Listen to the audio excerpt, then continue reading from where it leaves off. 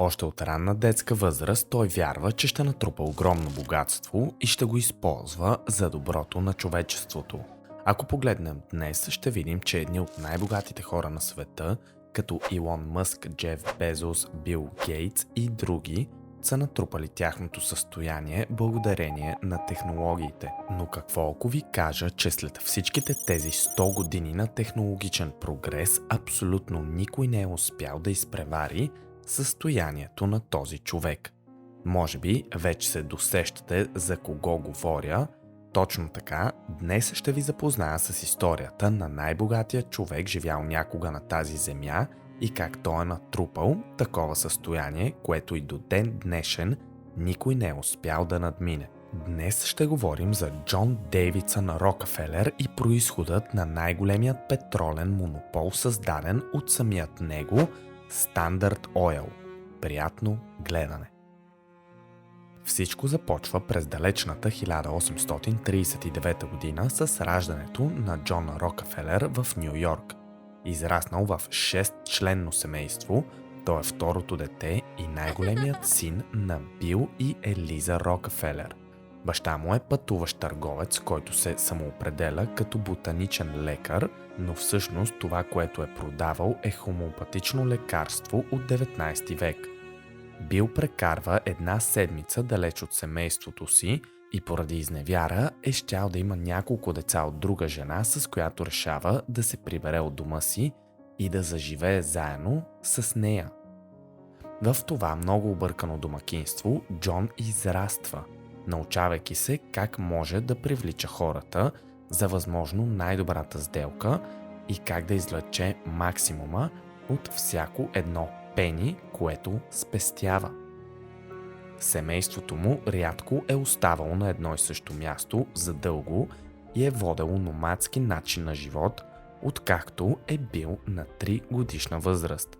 За да помага на майка си, Джон се е опитвал да печели колкото се може повече пари, като един от начините за това е отглеждане на пуйки или вършене на домашна работа на съседите.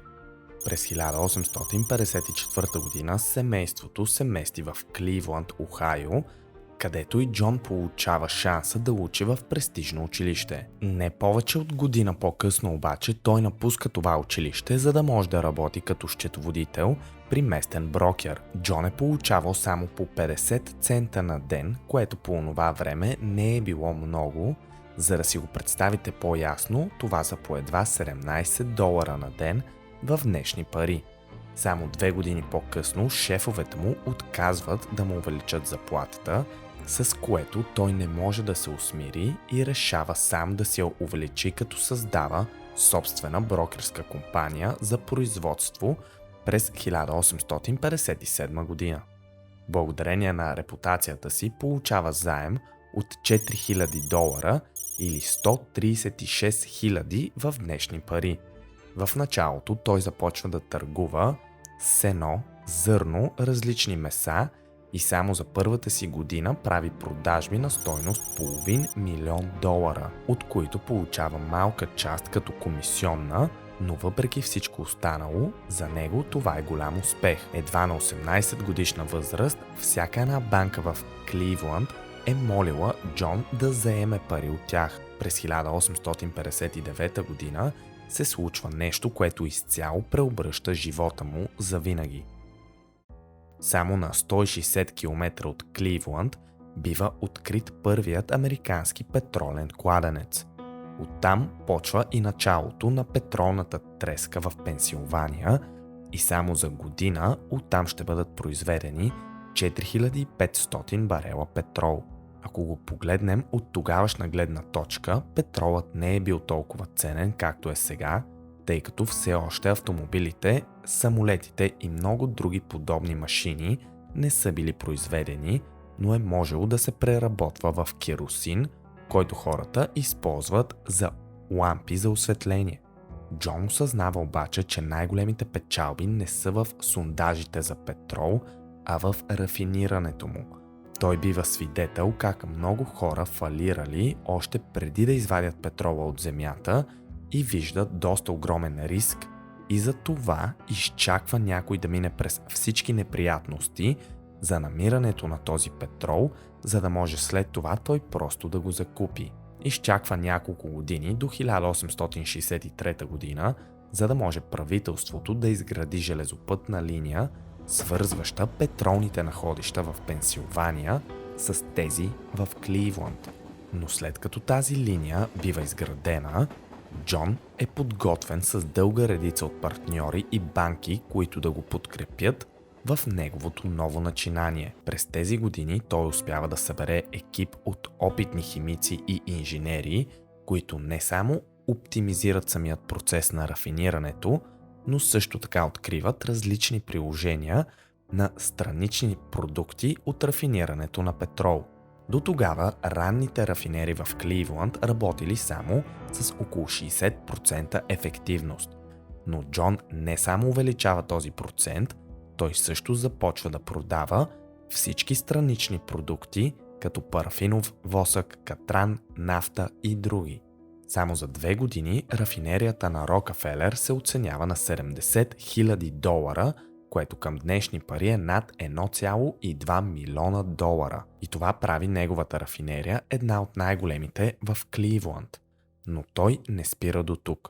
През 1865 година той е имал 26 конкуриращи се рафинерии, но само за 5 години Джон успява да се здобие с почти всички от тях, с изключение на 4. Към този момент неговият бизнес става твърде голям, за да се управлява като партньорство, затова през 1870 година той се регистрира като компанията Standard Oil в Охайо, за да убеди останалите си конкуренти в Кливланд да му предоставят рафинериите си.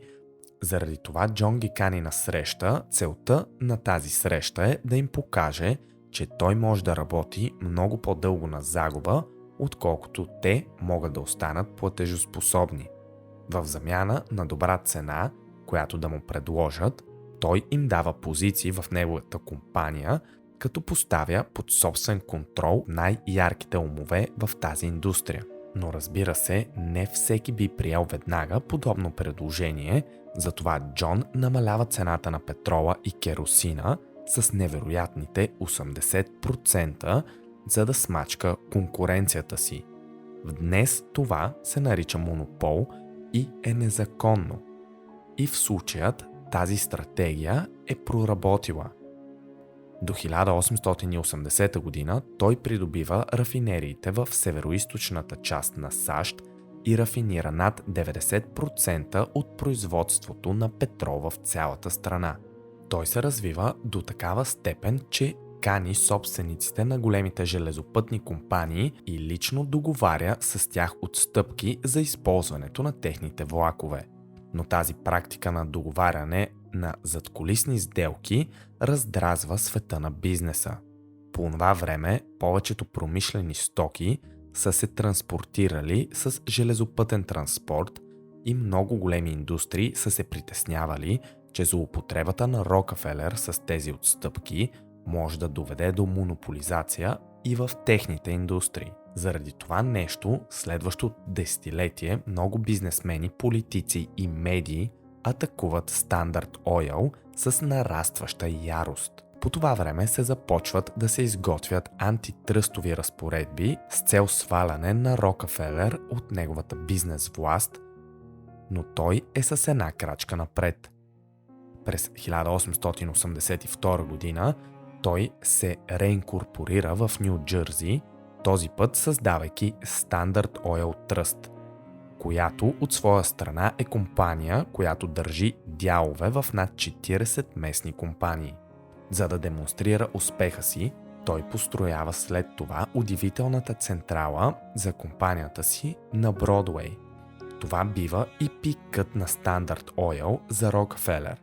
Той е притежавал 20 000 петролни кладенеца, над 6400 км тръбопроводи и над 100 000 души са работили за него. Но с времето влиянието му върху петролната индустрия се разхлабва, както в страната, така и в чужбина. В Русия и Азия биват открити огромни находища на петрол, които се разработват от семейството Ротшилд, което не пести усилия за да доставя петрола си и в Америка. По-лошото нещо, което се случва е, че през 1890 година федералното правителство приема антитръстовият закон на Шърмун, който най-накрая дава на политиците възможност да се борят с Standard Oil Trust. Естествено, сложната структура зад всички тези компании е била много трудна да се разследва, поради което правителството не може на практика да разбие Standard Oil до 1911 година. Към този момент обаче Джон Рокфелер вече е получил парите си и не управлява активно компанията. За последните 20 години, откакто съществува компанията му, тя му е изплатила над $500 милиарда под формата на дивиденти. Според някои оценки, Standard Oil в пика на нейното развитие е била компания, която е струвала над $1 трилион, така че целият този спад не е бил някаква изненада за повечето хора. През 1911 година Върховният съд признава Standard Oil за виновна в антиконкурентни практики, монопол и разделя компанията на 34 отделни дружества. Разбира се, Джон Рокфелер запазва дела си в тези компании до смъртта си през 1937 година.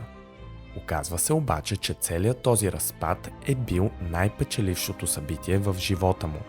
До ден днешен много от тези компании се сливат една в друга, повечето останки на Standard Oil са част от Exxon Mobil, Chevron или BP. Като за тях сме правили анализи в нашата Patreon страница, където ще намерите линк отдолу в описанието. Тази собственост, която Джон Рокфелер държи върху тези компании, го превръща и в най-богатия човек, живял някога. Нетната стойност, на която се оценява неговото състояние, е приблизително $400 милиарда. До ден днешен няма нито един човек, който да е изпреварил успехите му. С това приключва и историята за Джон Дейвидсън Рокфелер, най-богатият човек живял някога. Дали скоро ще станем свидетели на нещо подобно, ще се радвам да чуя вашето мнение долу в коментарите. Ако искате и вие да изградите своята финансова независимост, долу в описанието може да погледнете линк за сайтът ни investclub.bg. Там също ще намерите и линк към нашата Patreon страница. Благодаря, че гледахте и до следващото видео.